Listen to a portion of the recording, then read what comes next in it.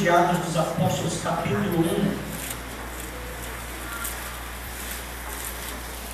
versículo 8,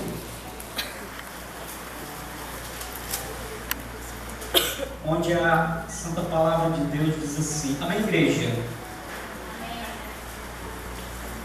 Atos capítulo 1, versículo 8, a Santa Palavra de Deus diz: mas recebereis a virtude do Espírito Santo que há de vir sobre vós, e ser-me-eis testemunhas tanto em Jerusalém, como em toda a Judéia e Samaria, e até aos confins da terra. Gostaria que agora nós fôssemos até o Evangelho de Lucas,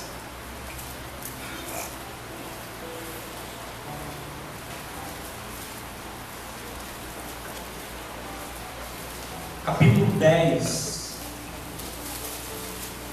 versículo 29. Glória a Deus.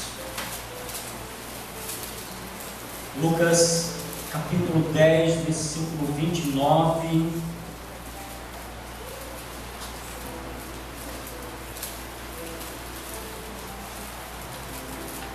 Amém, igreja?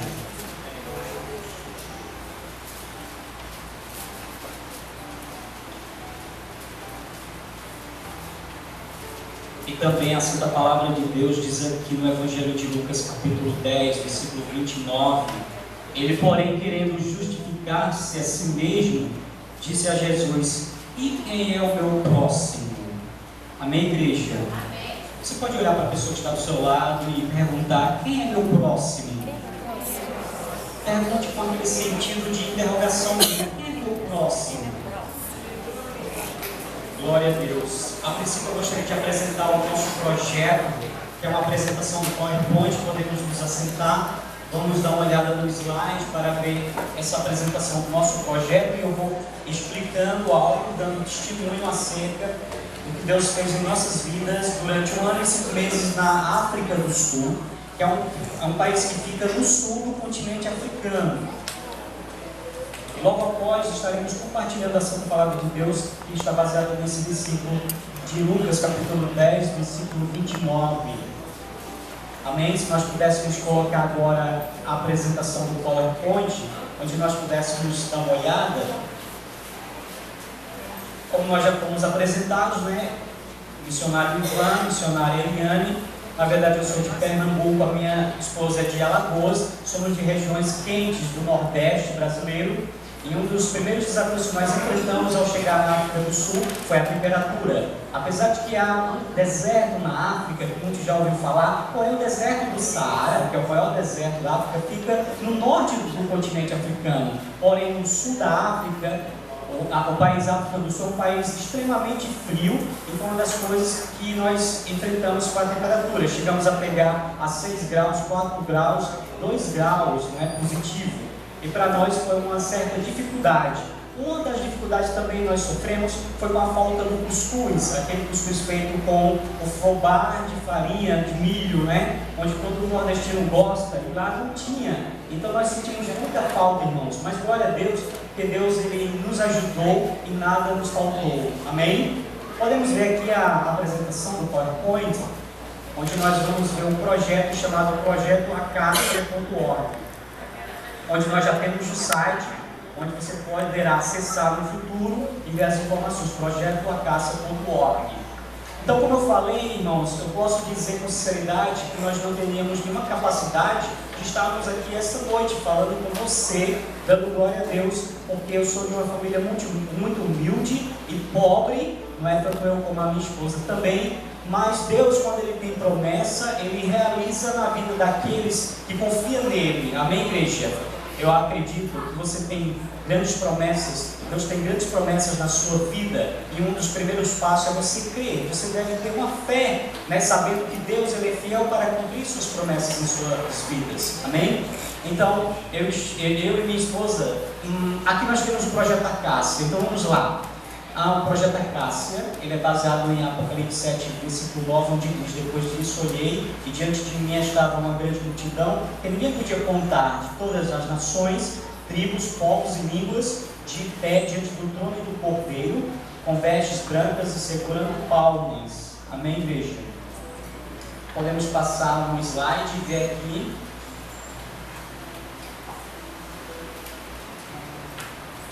Podemos passar para o segundo slide, né? Aí agora eu gostaria de ensinar a igreja um corinho, um louvor que nós sempre cantamos lá na África. Amém, igreja? Eu não sei louvar direito, peço logo perdão, amada igreja, mas se todos pudessem me ajudar, eu gostaria muito. É um louvor muito fácil e todos vão aprender. É mais ou menos assim. Minha alma diz sim, diz sim, diz sim. Minha alma diz sim ao Senhor. Podemos todos cantar comigo, de coração, né, de alma. Minha alma diz sim, diz sim, diz sim. Minha alma diz sim ao Senhor. Amém, igreja? Não é fácil, né? Vamos deixar um pouco mais difícil. Vamos louvar o mesmo hino em inglês. O inglês é uma das 11 idiomas oficiais da África do Sul. Então louva assim comigo. My soul say yes, say yes, say yes. My soul say yes, say yes to the Lord. Maravilha, não é? Muito fácil, né? Cantar em inglês, louvar em inglês. Vamos deixar um pouco mais difícil. Vamos louvar agora em Zulu. Zulu é um dos maiores idiomas falados na África do Sul, por causa de uma etnia chamada do mesmo nome, Zulu, né? Então todo mundo junto agora em Zulu. Moyo wami utiebo, utiebo, utiebo.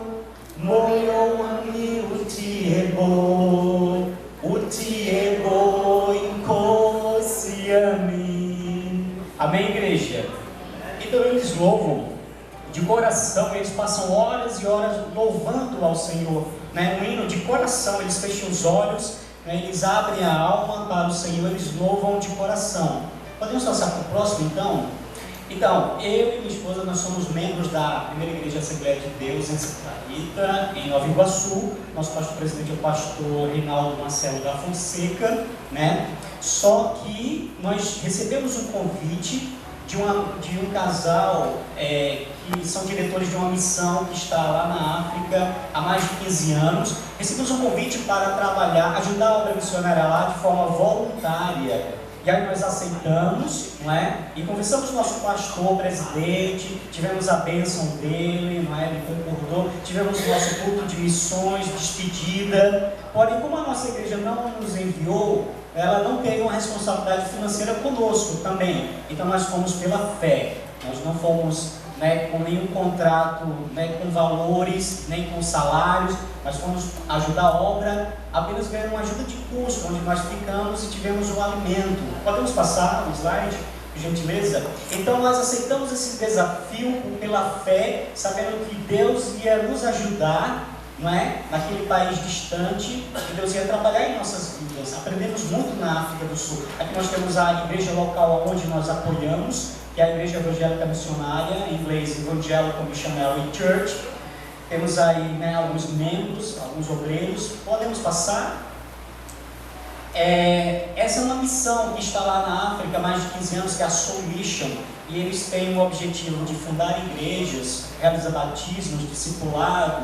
E também eles têm escolinhas para crianças, que a maioria delas são órfãos, devido ao pai ou a mãe já faleceram devido ao soro positivo, o HIV, mais conhecido como a AIDS. Não é? Então existem muitas crianças órfãos, embora com o tio, com a tia, com o avô. Não é? Então existem as escolinhas chamadas Kukula Bapose, que quer dizer crescendo juntos. Então nós fomos para apoiar voluntariamente essa missão. Podemos passar o próximo slide? E aí nós tivemos ajudando com a pregação da palavra, com o ensino na escola bíblica. Podemos passar também. Tivemos também o apoio, dando apoio à escola bíblica infantil para as crianças, não é? evangelismo nas ruas e também o home cell. O home cell é uma reunião que nós fazemos na casa dos irmãos uma vez por semana, geralmente na terça-feira, para discutir o que nós entendemos e o que nós ouvimos na pregação do domingo e compartilharmos o que foi que Deus falou com você na pregação do domingo. E aí a gente aprende um pouco, né, cada vez mais com os outros. Lembrando que sempre quando tem alguma coisa na igreja, sempre tem comida. O africano gosta muito de comer, não é? E quando você fala comida, é uma palavra mágica para eles. Eles se alegram, não é? Quando você diz, eu quero te convidar para almoçar na minha casa, eu quero te convidar para jantar na minha casa. Então eles se alegram muito acerca disso, né? Aqui nós tivemos batismo também, né? Tivemos batismo esse ano 2 vezes, no ano passado 1 vez, tivemos a participação. Aqui é uma foto da cidade de Joanesburgo, né, que fica na África do Sul. É uma das capitais, não é? Nós temos a capital administrativa que é Pretória, e Joanesburgo é uma capital também. E se você observar, ela é muito suja, porque eles têm, faz parte da cultura comer alguma coisa e já jogar no chão.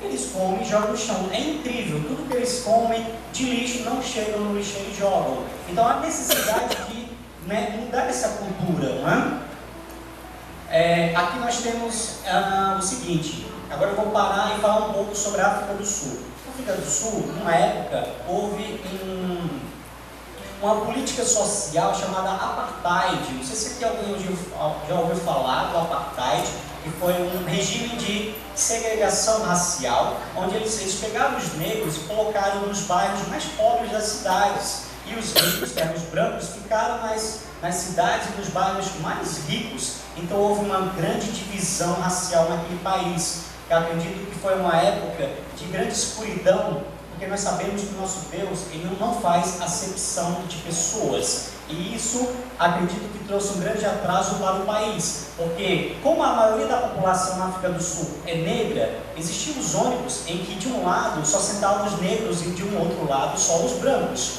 Então, no lado dos negros ficavam todos sentados e muitos ficavam em pé, porém no lado dos brancos sentavam a poucos brancos e ainda sobravam cadeiras, mas ninguém poderia sentar naquelas cadeiras. E conta a história na África do Sul de que um dos negros sentou do lado dos brancos, o motorista parou o ônibus e pegou aquele homem e jogou para fora do ônibus. Aí começou a haver um movimento contra esse sistema religioso, esse sistema social, não é? E uma das pessoas que se destacou nesse movimento foi o Nelson Mandela. Eu acredito que muitos aqui já ouviram falar, e ele até se tornou um presidente, né, da África do Sul.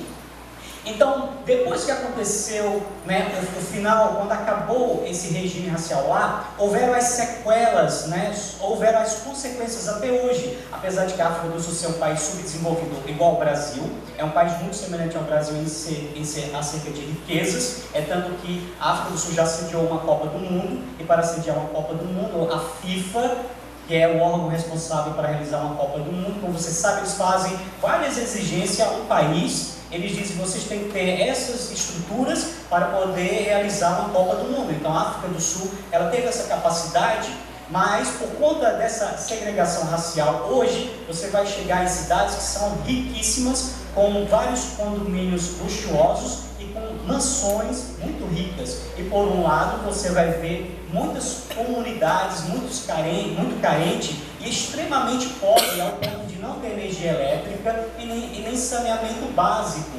Então existe uma necessidade de enviarmos missionários para países da África, incluindo a África do Sul, para que possa trabalhar nesse lugar, porque é um lugar onde ninguém quer ir, é um lugar onde ninguém quer pregar, é um lugar onde ninguém quer evangelizar. Apenas os missionários, aqueles que têm aquela visão do reino, é que vão até lá. Amém, igreja?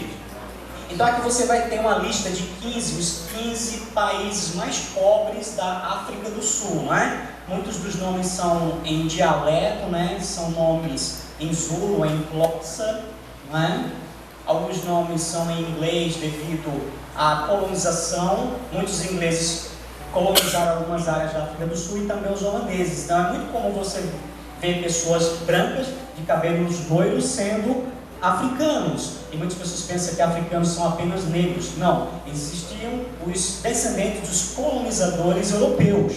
Aqui nessa lista você vai ver as línguas principais da África do Sul, onde eles têm 11 idiomas oficiais. E só para você ter uma ideia, o hino nacional da África do Sul, ele é cantado em 4 idiomas. Então, as crianças nas escolas, quando elas aprendem o hino nacional do país, elas já aprendem a cantar em 4 idiomas diferentes. Então, você vai ver aqui, o primeiro idioma é o Zulu, o segundo é o Xhosa Afrikaans, que é uma língua descendente do holandês, como se fosse o português e o espanhol. O português é para o espanhol, o africano é para o espanhol, o holandês. E existem os outros dialetos, que são línguas, né, de várias províncias, como Suto, Tswana, Sesotho, Tonga, Swazi, Venda, Ndebele, entre outros. Apesar de que existem províncias que eles falam esses dialetos, mas se você chegar lá falando inglês, em qualquer parte da África do Sul, eles entendem, eles falam com você. Porque o inglês é a língua do comércio, é a língua dos negócios e também é a língua da educação. As crianças, quando vão para a escola, o primeiro idioma que elas aprendem é o inglês. Elas aprendem o dialeto em casa com os pais, o Zulu, o Xhosa e etc. E o terceiro idioma que eles aprendem, o segundo idioma que eles aprendem na escola após o inglês é o afrikaans, não é? Então esse é um dos desafios que o missionário transcultural, aquele que vai para um outro país, ele enfrenta no campo missionário, que é o aprendizado de um idioma local. Aqui você vê uma foto aérea, não é, da cidade de Germiston. Você vai ver aqui claramente, né, nós temos a rodovia, e do lado esquerdo aqui você vê aqui, ó, são casas luxuosas em condomínios riquíssimos, belíssimos e muito verde, não é? A cidade de Joanesburgo é uma das cidades mais verdes do planeta, não é? Porque em cada lugar tem árvores, não é? Então, já do lado direito aqui, ó, você vai ver uma comunidade carente, uma comunidade extremamente pobre. Você vai ver que são vários casebres, muitos são de papelão, aquela madeira de compensado, né, onde eles moram. Aqui, ó, você pode ver agora claramente. Então, existe essa dificuldade, porque os que são pobres, eles têm uma certa dificuldade, porque eles não têm hospital, eles não têm igreja, eles não têm escola. Para termos uma ideia, a escola lá é paga. Existe a escola particular, que tem um valor, e existe a escola pública, que também tem um valor. Então, na África do Sul só estuda quem tem dinheiro. E nessas comunidades, as crianças elas aprendem inglês de forma muito limitada, porque a criança, você sabe, aprende muito rápido. As crianças aprendem, elas são muito inteligentes. Mas mesmo assim há uma certa limitação nisso. Aqui nós estamos numa comunidade lá, né, em que nós trabalhamos com crianças, levando o Evangelho, brincando com elas. Eu acredito, meus amados irmãos, que é muito bom trabalhar com crianças. Porque quando a gente apresenta o Evangelho, elas aceitam, né, naturalmente. E elas aprendem brincando, não é? Elas aprendem de uma forma e elas prestam muita atenção. Apesar de que as meninas são mais comportadas do que os meninos, não é? A gente percebeu isso. Mas eles todos, eles gostam muito de louvar, eles gostam de orar, eles prestam muita atenção nas historinhas, não é? Que nós contamos da Bíblia.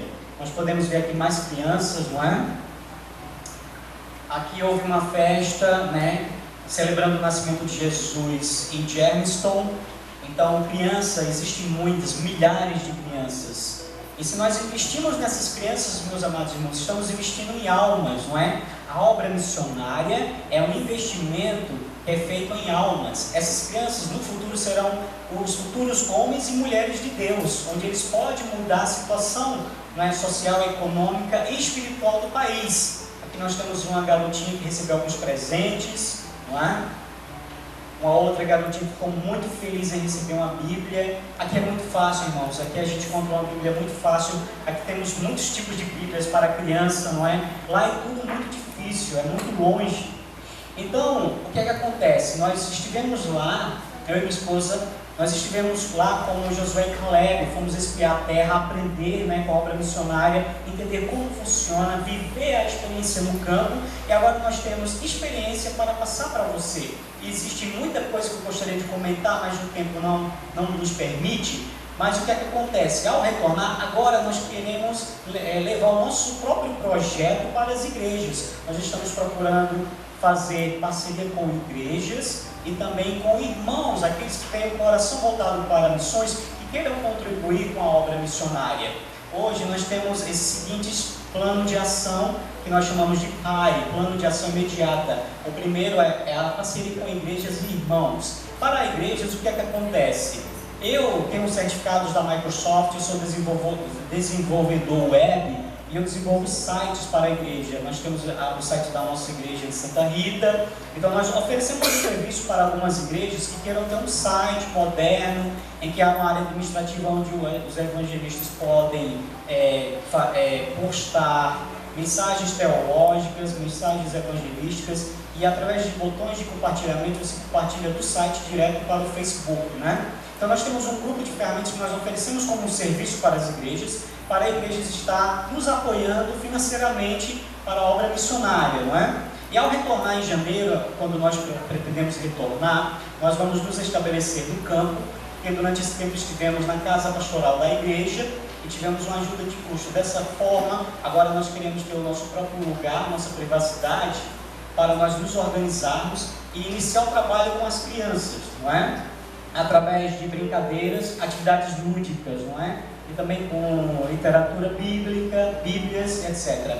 Aí nós começaremos a coletar os dados das crianças e vamos levantar padrinhos. Tudo isso fazendo a atualização do site, que é projetoacacia.org, e compartilhando nas redes sociais. Então aqueles irmãos hoje em dia, é muito fácil acompanhar uma obra missionária na África, na América, na Ásia, no Japão, por causa da tecnologia. Eu louvo a Deus por Ele ter dado a sabedoria e o conhecimento ao homem para desenvolver essa ferramenta, que é a internet, que é uma ferramenta poderosa de evangelização que nós podemos utilizar. Hoje mesmo nós podemos fazer um vídeo ao vivo lá, numa comunidade como essa, e os irmãos podem ver em casa, né, através do Facebook, e pode ver o que nós estamos fazendo lá, acompanhar toda a obra missionária. Amém, meus irmãos? E para terminar aqui o projeto, nós temos aqui uma foto linda de crianças, e tem uma história que talvez você já ouviu falar, de um certo missionário que estava na África e estava voltando para o Brasil, e ele tinha com ele uma bolsa de balas, e tinha um monte de crianças brincando lá perto do aeroporto. Ele escondeu aquela bolsa de balas numa árvore, e chamou as crianças e disse: olha, eu tenho uma bolsa de balas ali escondida naquela árvore, eu quero que vocês façam uma fila aqui, quando eu dizer 1, 2, 3, vocês correm, o primeiro que chegar é o dono da bolsa de balas. E as crianças, então tá bom. Então elas fizeram aquela fila, o missionário contou de 1 até 3, quando ele disse 3, as crianças deram as mãos e correram todas juntas, e elas todas pegaram a bolsa de balas, e o missionário: não, mas está errado, não é assim, eu falei que era para vocês correrem o primeiro. Aí a criança falou para o missionário: não, mas se eu chegasse primeiro e eu ganhasse toda a bolsa de balas, eu não ia ficar alegre vendo meus coleguinhas sem ter nenhuma bala. Então eles correram todos juntos. O missionário, antes de voltar para o Brasil, teve essa grande lição. Amém, irmãos? Isso por causa de uma filosofia que existe no povo africano. Existe uma palavra em Zulu, que a palavra é Ubuntu. Você pode repetir assim comigo? Ubuntu.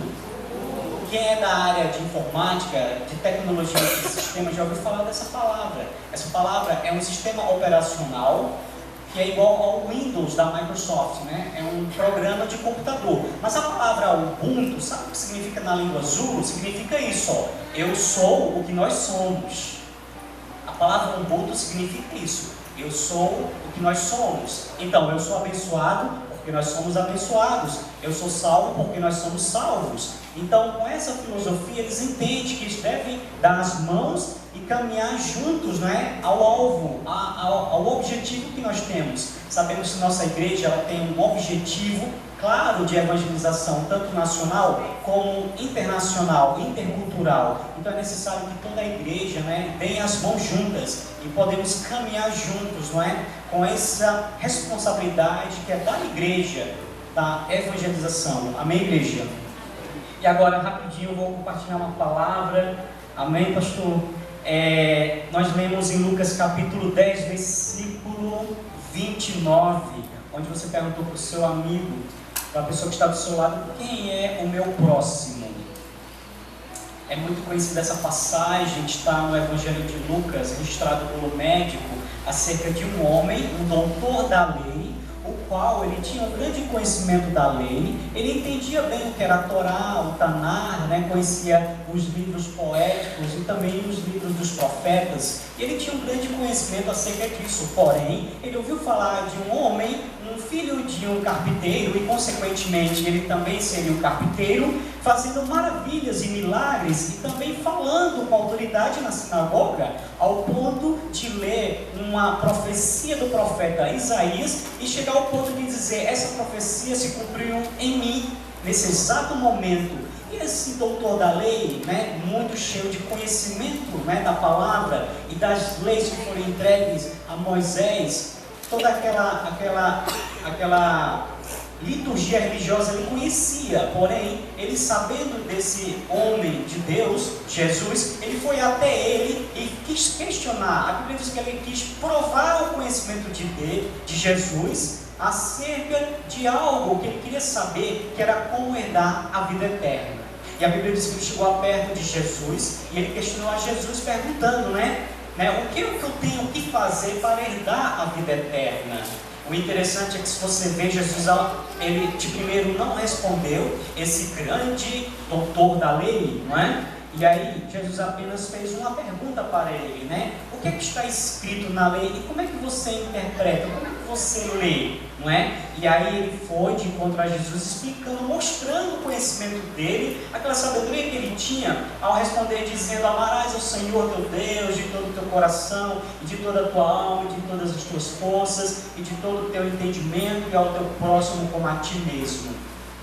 E Jesus falou, bem respondeste, não é? Faz isso e tu viverás. Mas ainda isso não convenceu aquele doutor da lei. Ele ainda fez uma outra pergunta, quando Jesus quando ele terminou de ler, dizendo, e ama ao teu próximo como a ti mesmo.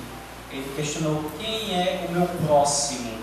E aí Jesus, ao invés de responder, ele contou uma parábola, E nessa parábola é muito interessante o que Jesus falou. Ele falou algo muito simples, meus irmãos. A mensagem da cruz é algo tão simples. É por isso que eu louvo a Deus pela minha e pela sua vida, porque você carrega com você uma mensagem poderosa. Pode ser qualquer homem formado com mestrado, doutorado, Pode chegar diante de você com toda aquela sabedoria, que ele tem, toda a sua literatura. Mas se você chegar com a palavra do Evangelho, a mensagem da salvação é uma mensagem poderosa. Você tem uma arma, meus queridos irmãos, é uma arma que ela ecoa para a eternidade.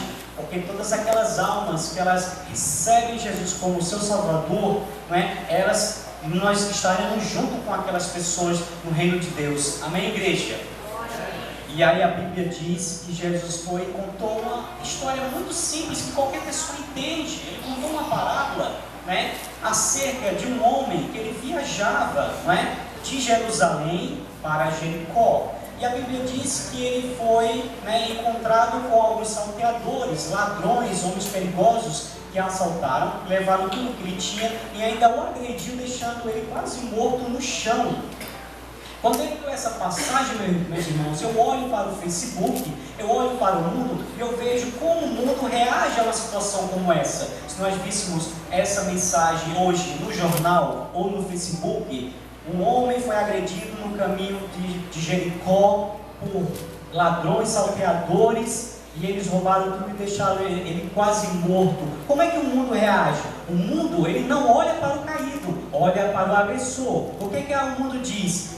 Se eu encontrasse um homem desse que fez isso, ele merece prisão perpétua, ele deveria morrer. É por isso que no Brasil teria que ter pena de morte. Essa pessoa que fez isso com esse homem, o mundo olha para o agressor, mas a igreja não, a igreja olha para o caído, para o ferido, aquele que está necessitado. Amém, igreja? Então eu vi isso, olhando aqui na passagem, algo muito interessante que me chamou a atenção, porque o mundo ele está pronto para julgar, mas a igreja está pronto para ajudar. Amém, igreja? Que aqui a palavra de Deus diz, que Jesus contando essa parábola, aí de repente passa um sacerdote, E eu analisei uma outra coisa que Deus falou muito forte no meu coração, foi acerca do seguinte: a Bíblia diz que ia passando um sacerdote e ao ver aquele homem caído no chão, ele passou por largo, ele passou a distância. E eu analisando comigo, eu vi que eles estavam vindo na mesma direção, saindo de Jerusalém para Jericó. Naquela época nós já sabemos que o templo ficava onde? Jericó ou Jerusalém? Jerusalém. Então eu entendo que eles já tinham saído do templo, eles não tinham mais compromisso de estar no templo, eles estavam com outros compromissos. Mas mesmo assim eles não pararam para ajudar aquela pessoa. Da mesma maneira, o levita, que foi o segundo homem que passou e que também vinha longe, mas às vezes a gente passa por perto, mas o coração passa por longe. Amém, igreja? A igreja deve ter muito cuidado acerca disso. Nós devemos olhar, e eu deixo uma pergunta para você nessa noite, não é? Como está o nosso coração em relação ao próximo, aquele que está caído e necessitado? Como está o nosso coração? E a Bíblia diz então que esses homens eles passaram ao largo, porém um samaritano, nós sabemos que os judeus eles não se davam bem com os samaritanos, não é? E Jesus justamente pega e conta uma ilustração acerca de um samaritano que ia passando, não é? E a Bíblia diz assim, que o samaritano, ao ver aquele homem deitado no chão, a Bíblia diz assim, ele foi movido de íntima compaixão. Repita-se comigo, movido de íntima compaixão. Glória a Deus, foi o que aconteceu com aquele samaritano. E a Bíblia diz que ele parou, e ele foi lá, e ele ajudou aquele homem que estava caído. É muito interessante, meus irmãos, e muito forte essa palavra, essa frase, movido de íntima compaixão. Porque se nós fôssemos passear pelas páginas da Bíblia, você vai ver algumas outras parábolas que Jesus mencionou e que ele citou essa frase, né? Vamos ver aqui. Em Mateus 18, 27, Jesus contou uma parábola do credor incompassivo, que todo mundo aqui já conhece, acerca de um homem que devia um grande dinheiro para um rei. E no dia que era para pagar, ele não tinha condições de pagar, e ele implorou para que fosse perdoado sua dívida. Aí Jesus contou que aquele rei, movido de íntima compaixão, perdoou aquela dívida. Em outra situação, você vai ver dois cegos de Jericó, em Mateus capítulo 20, versículo 34. Eles gritam, né, para Jesus: filho de Davi, tem misericórdia de mim. E a Bíblia fala que Jesus, movido de íntima compaixão, atendeu aqueles dois cegos, não é? Outra situação, Lucas capítulo 15, versículo 20, Jesus contou uma parábola que todo mundo aqui conhece, que é a do filho pródigo, amém? Ele conta o filho pródigo que deixou a casa dos seus pais, que foi para o mundo e tudo mais. Quando ele estava numa situação lamentável, ao ponto de comer o resto da comida dos porcos, ele lembrou da casa do seu pai e retornou para a casa do seu pai. Então Jesus, contando a parábola, a Bíblia diz então que quando o seu pai viu o seu filho ao longe, moveu-se de íntima compaixão e correu ao encontro dele. Muito interessante, meus amados irmãos, porque em muitas situações Jesus contou parábolas em que uma pessoa foi movida de íntima compaixão, mas em muitas outras situações nós vemos o próprio Jesus sendo movido de íntima compaixão pelos necessitados. Essa é uma característica de nós como cristãos devemos ter, né? Nós que fazemos parte da igreja de Deus, movidos de íntima compaixão. Amém, igreja?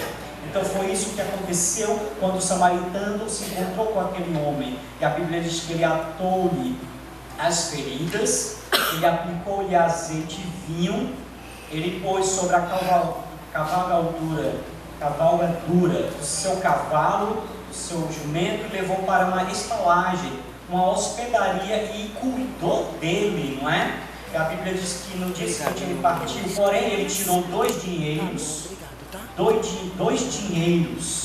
e deu ao hospedeiro e disse-lhe: cuida dele, e tudo que demais gastares eu te pagarei quando eu voltar. Aqui, irmãos, a gente vê bem claro acerca disso. Eu vejo esse homem samaritano identificado como Jesus, cuidando das feridas daquele homem, pondo azeite sobre a cabeça daquele homem, e vinho, não é? O azeite nós sabemos que é unção, o vinho é o sangue do Cordeiro que lava os pecados do mundo. E a Bíblia diz ainda que ele deixou na estalagem, né, naquele lugar, na igreja, e ele ainda falou para aquele homem que ficava lá, dando dinheiro, dando recurso financeiro, e dizendo que eu vou voltar, não é? Eu vou voltar, e tudo mais que gastares eu te pagarei Amém, amados irmãos? Nós sabemos que o tempo é próximo, Jesus está, as portas estão para voltar, né? E eu creio que Ele vai requerer da igreja, de mim, de você, o que nós fizemos pela sua obra, pelos necessitados, aqueles que caíram,